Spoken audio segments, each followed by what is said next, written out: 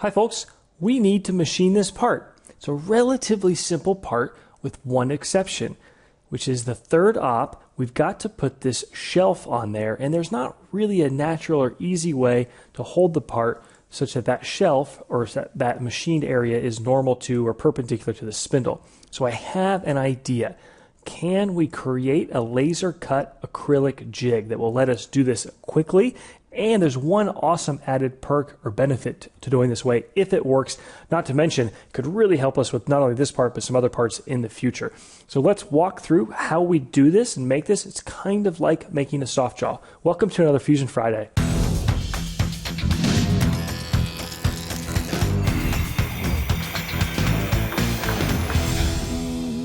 So I'll start with a new component, video laser jig. L for line. I'm going to put a line on the back edge of the part. Click that face. Now you'll notice my part didn't auto orient or auto rotate to face that. We've become more and more particular with the settings that we like for Fusion 360. So head over to nyccnc.com. And under Fusion 360, we've got a whole bunch of video tutorials and topics, but getting started, we walk through some of our settings and preferences that we have found to prefer over the years. Now, before I start sketching the line, you'll notice we may get some things I don't like, which is this auto projection or auto snapping to. If I hold the control key down, those won't happen. It won't try to snap to existing stuff, even if that stuff is hidden. So control click, I'll go over, and I'm going to let up on the control key for the last click to close this rectangle off. And sometimes I like sketching stuff intentionally out of line because I want to then use these sketch constraints to bring it in.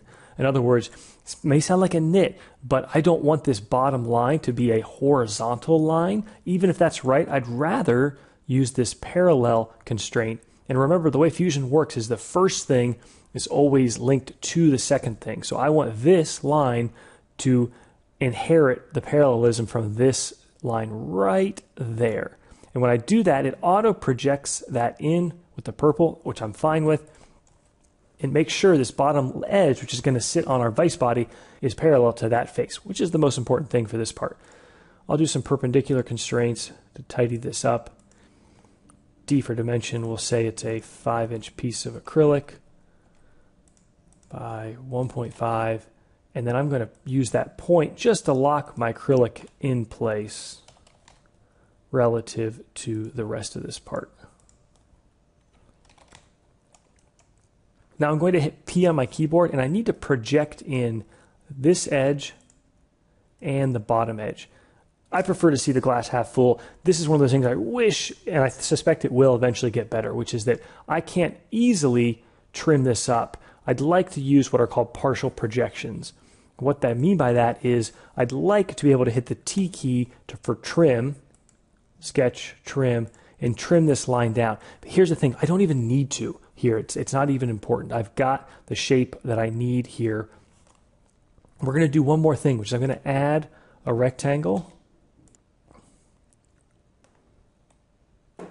And I'll hit E on my keyboard, and I'm going to extrude this, the 1/4 inch that will be our acrylic material. One last thing to change is I don't want or need this sharp corner. And even though laser doesn't have much of a curve, there's really no reason to over constrain it with that tightness. So I'm going to go back to my sketch, edit, C for circle, and you can click here to our Wednesday widget where we go into much greater detail on Mickey Mouse corners. Here we aren't burdened by the requirements of a tool diameter, which is really nice. So I'm just going to sketch a somewhat arbitrary 1/4 inch circle. And if I don't really care where it is, I'm just going to click on it and hit fix to turn it green. Stop sketch. Now it wasn't automatically brought into our extrusion.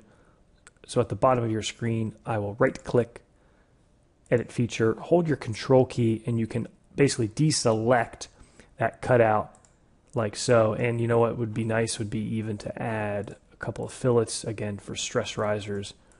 And that's a good kind of lesson learned is when we're designing this fixture, there's a chance it won't work. I think it will work, but we don't need to over constrain it. We've got plenty of locating area along this face of it and this bottom curvature.